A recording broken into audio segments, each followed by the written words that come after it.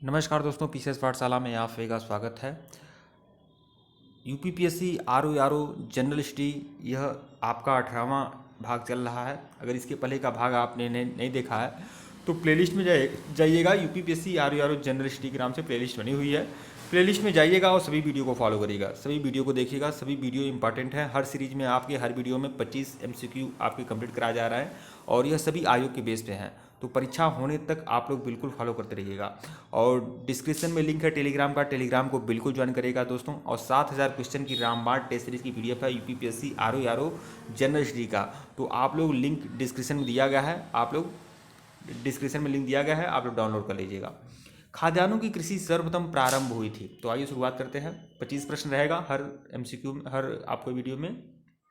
खाद्यान्नों की कृषि सर्वप्रथम प्रारंभ हुई थी, तो कहाँ प्रारंभ हुई थी खाद्यान्नों की कृषि? सबसे पहले तो नवपाषाण काल में प्रारंभ हुई थी खाद्यान्नों की कृषि। देखिए, कृषि का प्रारंभ भी नवपाषाण काल में हुआ था, पहिए का आविष्कार भी नवपाषाण काल में हुआ था। आग का आविष्कार कब हुआ था? तो पूरा पाषाण काल में हुआ था। लेकिन आग का प्रयोग जो मानव ने करना शुरू किया वो नवपाषाण काल में किया। तो यह आप लोग समझ लें अच्छे तरीके से। प्रश्न 52 देखिएगा। ऋग्वेद ऋग्वैदिक पड़ी किस वर्ग के नागरिक थे? पड़ी क्या होते थे ऋग्वैदिक काल में? तो जो पड़ी होते थे वह एक प्रकार के व्यापारी होते थे। पड़ी जो होते थे एक प्रकार के व्यापारी होते थे। तो विकल्प डी जो है आपका सही है। पड़ी लोग के बारे में यह भी कहा जाता है कि यह ऋण देते थे और ब्याज बहुत ज़्यादा लेते थे, और इनको सूदखोर भी कहा गया, वेकनाट भी कहा गया इन्हें। प्रश्न 53 देखिएगा। मगध की प्रथम राजधानी कौन सी थी? मगध की प्रथम राजधानी कौन सी थी? तो मगध की जो प्रथम राजधानी थी वह थी गिरिब्रज। गिरिब्रज कह सकते हैं या फिर राजगिरी कर सकते हैं। विकल्प सी जो है आपका सही है। प्रश्न 54 देखिएगा। प्रथम बौद्ध संगति का आयोजन कहाँ हुआ था? प्रथम बौद्ध संगति का आयोजन हुआ था, तो यह हुआ था अजातशत्रु के शासनकाल में। अजातशत्रु के शासनकाल में प्रथम बौद्ध संगति का आयोजन हुआ था और यह हुआ था राजगृह में। राजगृह में अजातशत्रु के शासनकाल में पहली बौद्ध संगति का आयोजन हुआ था। ध्यान रखिएगा आप लोग। प्रश्न 55 देखिएगा। प्रश्न 55 को मिलान करना है, तो आइए मिलान करते हैं। देखिए, चंद्रगुप्त को क्या बोलते हैं? सेंड्रोकोटस नाम से पहचान किया गया है। बिंदुसार को अमित्रघात कहा गया है। अशोक को कहा गया है प्रियदर्शी, और चाणक्य का जो नाम था वो विष्णुगुप्त था। तो इस तरह से आप लोग सम्मिलित कर सकते हैं। प्रश्न 56 देखिएगा। हाथी गुम्बा का अभिलेख किस शासक के विषय में जानकारी का स्रोत है? तो हाथी गुम्बा का जो अभिलेख है यह कलिंग नरेश खारवेल के बारे में जानकारी का स्रोत है। हाथी गुम्फा अभिलेख में ही यह सबसे पहले जानकारी मिली। इस देश को भारतवर्ष कहा गया। भारतवर्ष की जानकारी हाथी गुम्फा अभिलेख में है। और खारवेल ने बहुत सारी नहरें बनवाई थी, इसकी जानकारी भी हाथी गुम्फा अभिलेख में मिलती है। यह उड़ीसा में है दोस्तों। प्रश्न 57 देखिएगा। शक विजेता किसे जाना जाता है? शक विजेता किसे कहा जाता है? तो चंद्रगुप्त विक्रमादित्य, जिनका एक नाम चंद्रगुप्त द्वितीय या कहिए या चंद्रगुप्त विक्रमादित्य कहिए, इनको शक विजेता कहा गया है। इनका एक उपनाम भी है सकारी। सकारी ये उपाधि धारण करते हैं। जब वह शकों को पराजित कर देते हैं तो सकारी उपाधि धारण भी करते हैं। तो शक विजेता किसे कहा जाता है? तो चंद्रगुप्त विक्रमादित्य, इनके दरबार में नवरत्न रहा करते थे। प्रश्न 58 देखिएगा। आरंभिक भारतीय मंदिरों के निम्नलिखित उदाहरणों में से कौन सा एक ईंटों द्वारा निर्मित है? ईंटों द्वारा निर्मित मंदिर जो है गुप्तकालीन मंदिर है भीतरगांव का मंदिर। यह भीतरगांव जो है कानपुर में पड़ता है। यह ईंटों द्वारा निर्मित है और चबूतरा बना हुआ है। चबूतरा बना हुआ है और ऐसे बना हुआ है। और नागर शैली का सबसे अच्छा मंदिर है गुप्तकाल का भीतरगांव का मंदिर, ईंटों से निर्मित है। विकल्प सी जो है आपका सही है। यह क्षतिग्रस्त भी है थोड़ा बहुत और बहुत परीक्षा में हमेशा आता रहता है। यह कृष्ण जी का मंदिर है, भीतरगांव का मंदिर, ध्यान रखिएगा। प्रश्न 59 देखिएगा। असम का प्राचीन नाम क्या है? असम का प्राचीन नाम है कामरूप। कामरूप जो है असम का प्राचीन नाम है। हर्षवर्धन के समय में यहाँ का शासक था भास्कर बर्मन। भास्कर बर्मन यहाँ का शासक था। प्रश्न 60 देखिएगा। यहाँ पर मिलान करना है तो देखिए, नहीं यहाँ पर कथन है, कारण है। तो देखिए, बलबन ने दिवंगत खलीफा की स्मृति में सिक्के टंकित करवाए थे। यह बात सही है। बगदाद के खलीफा का अंत मुस्लिम सत्ता की महानतम क्षति थी। बगदाद के खलीफा का अंत मुस्लिम सत्ता की महानतम क्षति थी। तो इसमें ए और आर दोनों सही है। आर ए का सही स्पष्टीकरण करता है। प्रश्न 61 देखिएगा दोस्तों। निम्नलिखित में से दिल्ली का कौन सा पहला सुल्तान था जिसने होली के उत्सव में भाग लिया था? होली के उत्सव में भाग लिया था मोहम्मद बिन तुगलक ने। विकल्प सी जो है आपका सही है। होली के उत्सव में यह भाग लेता है। और एक संत थे, एक हरि विजय सूरी करके संत थे, उनसे इसका बहुत ज़्यादा अच्छा मित्रवत व्यवहार था। क्या बोलते हैं? मोहम्मद बिन तुगलक का। और बहुत ही विवादित सुल्तान रहा है, इसके बारे में जानकारी आपको दिया जाएगा बाद में। प्रश्न 62 देखिएगा, जैनुल आबदीन जिसने गो हत्या प्रतिबंधित कर दी थी, कहाँ का शासक था?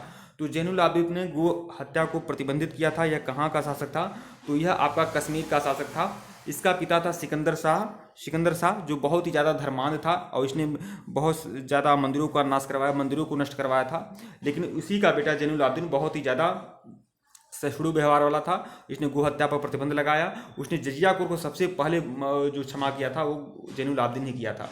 विकल्प सी जो है आपका सही है, बहुत ही धर्म सहिष्णु शासक था।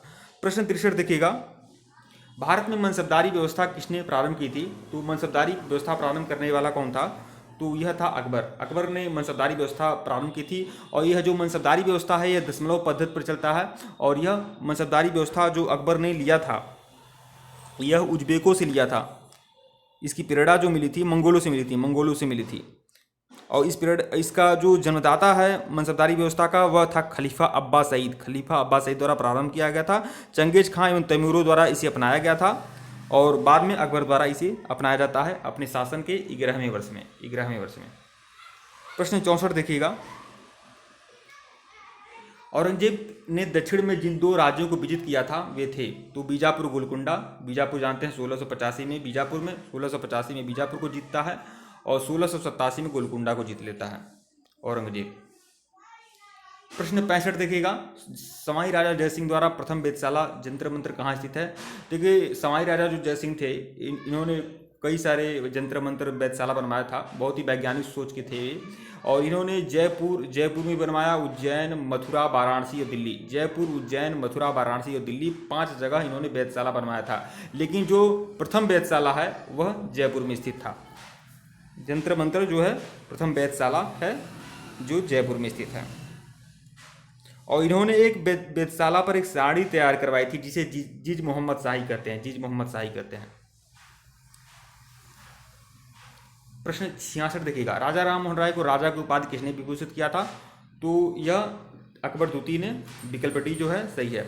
अकबर द्वितीय को अपना पेंशन बढ़वाना था, इसीलिए वह राजा राम मोहन राय को राजा की उपाधि देकर इंग्लैंड भेजता है। 1833 में राजा राम मोहन राय का डेथ हो जाता है इंग्लैंड के ब्रिस्टल शहर में और इन्होंने ब्रह्म समाज की स्थापना की थी 1828 में। प्रश्न 67 देखिएगा, भारतीय राज्यों पर अंग्रेजी प्रभुत्व स्थापित करने के लिए किसने प्रशासन में सहायक संधि प्रणाली का सूत्रपात किया था? तो लॉर्ड वेलेस्ली ने किया था। विकल्प बी जो है सही है। सबसे पहले जो सहायक संधि अगर लॉर्ड वेलेस्ली के हिसाब से देखा जाए सबसे पहले सहायक संधि स्वीकार करने वाला कौन था? हैदराबाद। लेकिन सहायक संधि बहुत पहले भी शुरू की गई थी। अगर देखा जाए सहायक संधि अगर सही उत्तर देखा जाए तो अवध होगा, जिसने 1856 में सहायक संधि को स्वीकार कर लिया था। 1856 नहीं, बहुत पहले 1764 बक्सर के युद्ध के बाद। प्रश्न 68 देखिएगा, बैरकपुर में विद्रोह के लिए कौन सा देशभक्त प्रसिद्ध है? मंगल पांडे। विकल्प डी जो है आपका सही है। प्रश्न 69 देखिएगा, सूची 1 को सूची 2 से सम्मिलित करना है, तो यहाँ पर आप लोग सम्मिलित कर सकते हैं। मोपला विद्रोह जो है केरल में हुआ था, पापना जो हुआ था बंगाल में हुआ था, एका जो हुआ था अवध में हुआ था, बिरसा मुंडा जो विद्रोह हुआ था बिहार में हुआ था। इसलिए आप इस तरह से आप लोग सम्मिलित कर सकते हैं। प्रश्न 70 देखिएगा, कौन वहाबी आंदोलन का प्रणेता था? वहाबी आंदोलन का नेता कौन था? तो सैयद अहमद बरेलवी। विकल्प सी जो है आपका सही है। देखिए वहाबी आंदोलन का जो मूल केंद्र था वह पटना था, मूल रूप से यह पटना था और सैयद अहमद बरेलवी इसके प्रमुख नेता थे।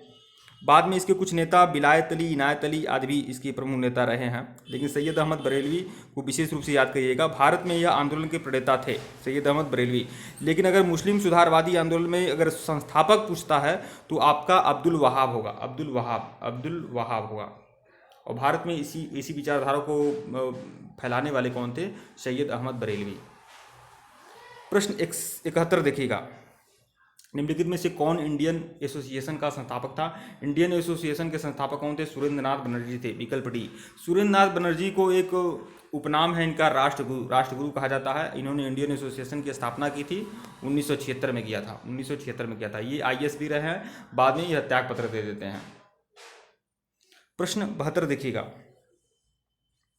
और इन्होंने जो इंडियन एसोसिएशन बनाया था सुरेंद्र बनर्जी ने, इसमें चंदा लगता था, 5 रुपया चंदा लगता था। अगर आपको इसको ज्वाइन करना है इंडियन एसोसिएशन को, मतलब उस समय जो लोग ज्वाइन करते थे 5 रुपये चंदा लगता था, जबकि ब्रिटिश इंडियन एसोसिएशन था जिसका चंदा था, वही ब्रिटिश इंडियन एसोसिएशन था जिसका चंदा 50 रुपया था, लेकिन इंडियन एसोसिएशन का जो चंदा था वो सिर्फ 5 रुपया था, जिसका मकसद था कि बहुत सारे लोग इस संस्था से जुड़ जाएं। प्रश्न 72 देखिएगा, बंगाल का विभाजन करने वाला गवर्नर जनरल कौन था? तो लॉर्ड कर्जन था जिसने बंगाल का विभाजन कर दिया था। बंगाल का विभाजन 16 अक्टूबर 1905 को बंगाल का विभाजन किया गया था। 20 जुलाई 1905 को बंगाल विभाजन का निर्णय लिया, 20 जुलाई 1905 को बंगाल विभाजन का निर्णय लिया गया, लेकिन 16 अक्टूबर 1905 को इसका विभाजन पूरी तरह से कर दिया गया था लॉर्ड कर्जन के शासनकाल में।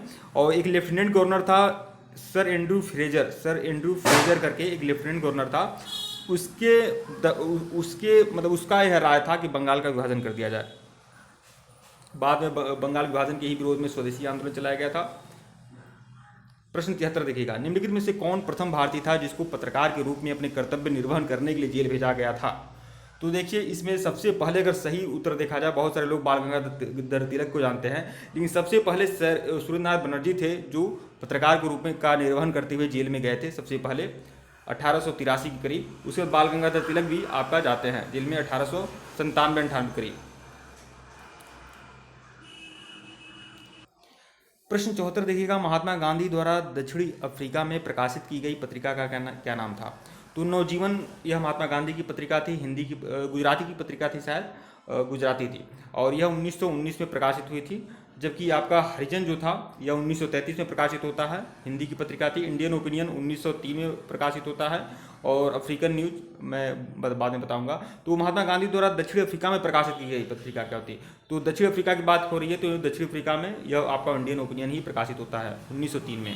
तो विकल्प सी जो है आपका सही है। और जो इसके प्रथम संपादक थे इंडियन ओपिनियन के, वह थे मनसूख लाल नजर थे इसके प्रथम संपादक। प्रश्न 75 देखिएगा, इस सीरीज का सबसे आखिरी प्रश्न, चौरी चौरा की घटना कब हुई थी? तो चौरी चौरा की जो घटना हुई थी वह 5 फरवरी 1922 को हुई थी। 5 फरवरी 1922 को होती है चौरी चौरा की घटना, 5 फरवरी 1922 को। देखिए दरअसल बात क्या होता है कि 1922 को असहयोग आंदोलन के समय आक्रोशित भीड़ एक पुलिस थाने में आग लगा देती है, जिसमें 22 जवान अंदर जल जाते हैं, और उसको महात्मा गांधी इसे बहुत ज़्यादा वो हो जाते हैं, दुखी हो जाते हैं, और बाद में वह असहयोग आंदोलन को वापस ले लेते हैं। तो यही है चौरी चौरा घटना कब हुई थी? तो 5 फरवरी 1922 को हुई थी, यह ध्यान रखिएगा आप लोग। ठीक है दोस्तों, वीडियो को लाइक और चैनल को सब्सक्राइब करेगा, टेलीग्राम को बिल्कुल ज्वाइन करेगा, टेलीग्राम का लिंक डिस्क्रिप्शन में दिया गया है। देखिए एक गलती में बताया, थोड़ा गलत हो गया है, इंडियन ओपिनियन का जो प्रकाशन हुआ था 1906 में हुआ था, न कि 1903 में। तो यह चीज़ ध्यान रखिएगा आप लोग। ठीक है दोस्तों, वीडियो को लाइक और चैनल को सब्सक्राइब करिएगा। धन्यवाद आप लोग को। नवजीवन जो थी वह हिंदी और गुजराती दोनों भाषाओं का समाचार पत्र था, तो यह भी ध्यान रखिएगा आप लोग। टेलीग्राम को बिल्कुल ज्वाइन करिएगा, टेलीग्राम का लिंक डिस्क्रिप्शन में दिया गया है। धन्यवाद। और जितने भी वीडियो मैं देता जा रहा हूँ सभी परीक्षा की दृष्टि से बहुत ही महत्वपूर्ण है, आयोग की तर्ज पे है, परीक्षा होने तक बिल्कुल देखते रहिएगा। यूपीपीएससी आरओ जनरल सिटी के नाम से प्लेलिस्ट बनी हुई है, प्लेलिस्ट में जाइए, सभी वीडियो को फॉलो करिए, सभी वीडियो को देखिए। धन्यवाद।